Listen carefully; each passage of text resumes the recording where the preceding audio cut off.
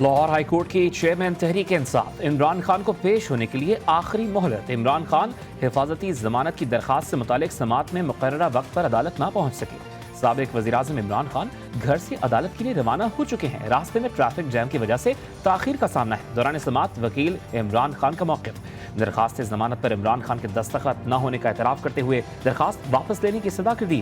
عدالت کا درخواست کی واپسی سے انکار۔ جسٹس طارق سلیم شیخ کا چیئرمین پی ٹی آئی کو شام 5 بجے تک پیش ہونے کا حکم۔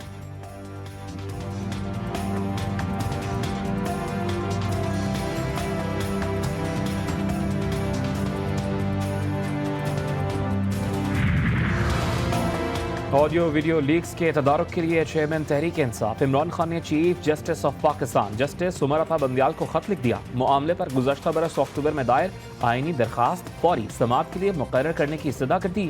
مسلسل آڈیو لیک سے تاثر ملتا ہے کہ ایوان وزیراعظم کی نگرانی کی جا رہی تھی۔ ایوان وزیراعظم کی سیکیورٹی پر نقب سے عوام کی سلامتی، تحفظ اور مفادات و حیات پر سنگین اثرات مرتب ہوئے۔ خط کا متن: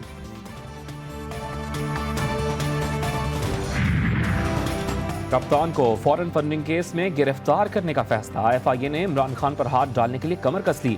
لاہور پولیس کی مدد سے گرفتاری کا ٹاسک مکمل کرنے کا پلان تیار۔ چیئرمین پی ٹی آئی کو حراست میں لینے کے لیے 4 رکنی ٹیم بنا دی گئی۔ حتمی فیصلے کے لیے اسمبلی ڈی جی ایف آئی اے کو ارسال۔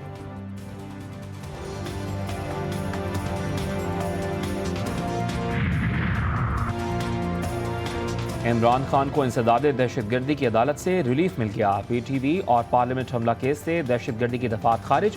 انسداد دہشت گردی کی عدالت کے جج راجہ جواد عباس حسن نے فیصلہ سنا دیا۔ دونوں مقدمات سماعت کے لیے سیشن عدالت منتقل۔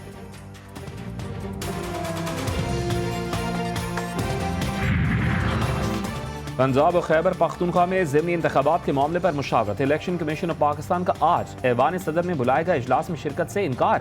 چیف الیکشن کمشنر سکندر سلطان رازہ کی زیر قیادت اجلاس میں فیصلے کے بعد صدر مملکت کو مراسلہ ارسال۔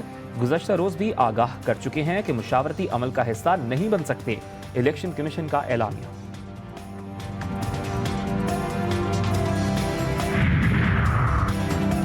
صدر الوی آپ ویل مجھے مار والے کام نہ کریں، آئین پاکستان کی حد میں رہیں، صدر کے دفتر کو بلیک میلنگ کا اڈا نہ بنائیں۔ وفاقی وزیر داخلہ رانا ثناء اللہ کا ٹویٹ، کہا انتخابات کی تاریخ دینے سے صدر مملکت کا کوئی لینا دینا نہیں۔ عارف الوی خواہ ٹانگ نہ اڑائیں، الیکشن کمیشن آپ کا غلام نہیں، جو آپ کہیں وہ مانے۔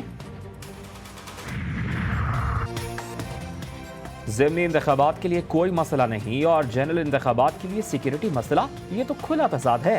تحریک انصاف کے رہنما اسد قیصر کی پشاور میں میڈیا سے گفتگو، کہا عدلیہ آزاد ہے اور اس نے ملک کے آئین کو تحفظ دینا ہے۔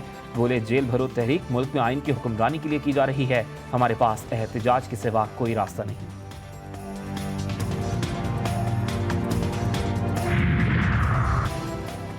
جب الیکشن کمیشن صدر سے مشاورت سے انکار کرے تو سمجھ لیں آئینی بحران شروع ہو گیا ہے۔ سابق وفاقی وزیر داخلہ شیخ رشید احمد کا ٹویٹ، لکھا امید ہے صدر اگلے 72 گھنٹوں میں انتخابات کی تاریخ دیں گے، اللہ کے بعد عدلیہ ہی ملک کو بحران سے نکال سکتی ہے۔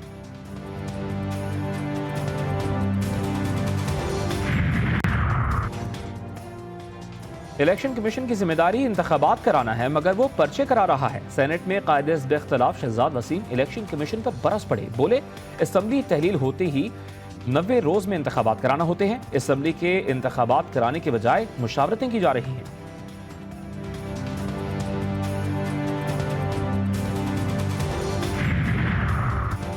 پنجاب اور خیبر پختونخوا میں عام انتخابات کی تاریخ کا معاملہ سپریم کورٹ پہنچ گیا۔ دونوں صوبائی اسمبلیز کے سپیکرز اور اراکین صوبائی اسمبلی کی جانب سے مشترکہ درخواست دائر۔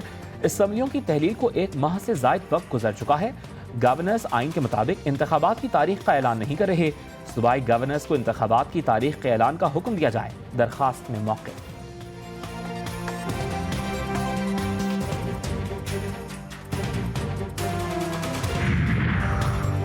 کراچی پولیس آفس حملہ کیس میں اہم پیش رفت، پولیس نے مارے جانے والے دہشت گردوں کے سہولت کار پکڑ لیے۔ ڈی آئی جی ساؤتھ نے گرفتاریوں کی تصدیق کر دی۔ کے پی آفس میں سیکیورٹی غفلت اور اس سے متعلق انکوائری کے امکانات مسترد۔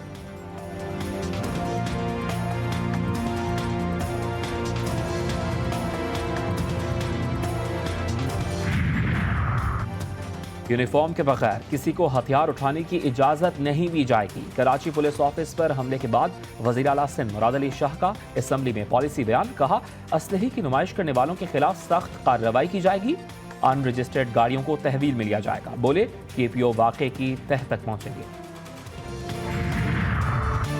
سرکاری یونیورسٹی کامسیٹس نے اخلاقی اور مذہبی اقدار کی دھجیاں اڑا دی۔ بھائی اور بہن کا پاکیزہ رشتہ فحش ذہنیت کی بھینٹ چڑھ گیا۔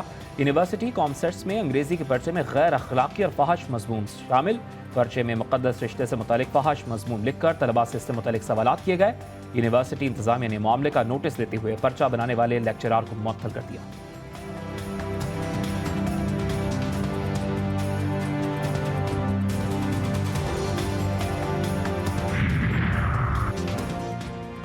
ایک پروفیسر کو معطل کر دینا مسئلے کا حل نہیں۔ چیئرمین پاکستان علماء کونسل حافظ طاہر اشرفی کا یونیورسٹی پیپر میں غیر اخلاقی مضمون پر سخت رد عمل، کہا اس معاملے پر قانونی کارروائی ہونی چاہیے۔ ماہر تعلیم عطاء الرحمان نے بھی معاملے پر سخت ایکشن کا مطالبہ کر دیا۔ ہمیں یہ خدشہ ہے، مبادہ خدشہ یہ ہے کہ یہ میچ بھی فکسڈ میچ ہے، تو یہ طے ہے کہ کراچی کی آبادی کو پھر بڑا بریک لگایا جائے گا، اصل آبادی کو چھپایا جائے گا، اور کراچی کی آبادی 1,80,00,000 اور 2 کروڑ کے بیچ میں دکھائی جائے گی۔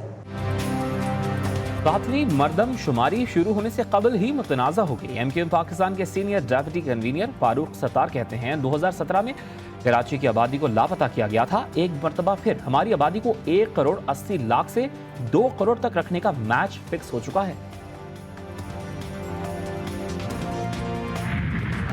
ملک میں مہنگائی کے جال نے غریب اور متوسط طبقے کو جکڑ لیا۔ آٹا، گھی، چاول اور دالیں عوام کا منہ چڑھانے لگیں۔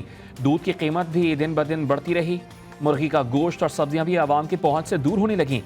عوام نے اشرافیہ کی مراعات میں کمی کا مطالبہ کر دیا۔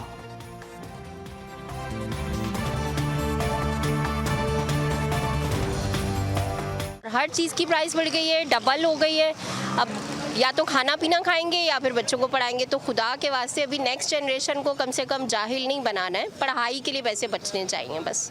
میں ایک رکشہ ڈرائیور ہوں، سارے دن صبح سے شام تک چلاتا ہوں، 600-800 روپے بچتے ہیں، اس میں کرائے کا گھر ہے، دودھ 220 روپے کلو ہے، ہر چیز پہ آگ لگی ہوئی ہے۔ غریب آدمی کا جینا جو ہے نا وہ مشکل ہو گیا ہے۔ رکن قومی اسمبلی سائرہ بانو کی مالیاتی ترمیمی بل کی مخالفت۔ سائرہ بانو نے ترامیم قومی اسمبلی سیکریٹریٹ میں جمع کرا دی۔ سیلز ٹیکس کی شرح 16 سے 18% کرنے کا فیصلہ واپس لیا جائے۔ مشروبات اور سیلنٹ پر ڈیوٹی بڑھانے کا فیصلہ بھی واپس لینے کی تجویز۔ جنرل سیلز ٹیکس میں اضافے سے مہنگائی میں مزید اضافہ ہو جائے گا۔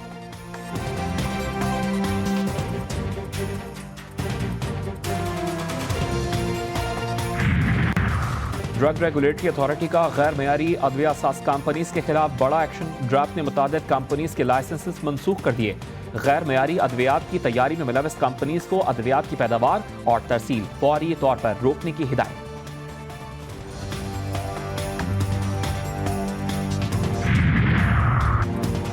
بھارت کا اندرونی نسلی امتیاز دیگر ممالک تک بھی پہنچ گیا۔ آسٹریلیا میں بھارت سے آنے والے نچلی ذات کے ہندو مشکلات کا شکار۔ آسٹریلوی کمیشن برائے انسانی حقوق کا بھارتی تارکین وطن کے آپس میں بڑھتے ہوئے نسلی امتیاز کے خلاف اقدامات کا فیصلہ۔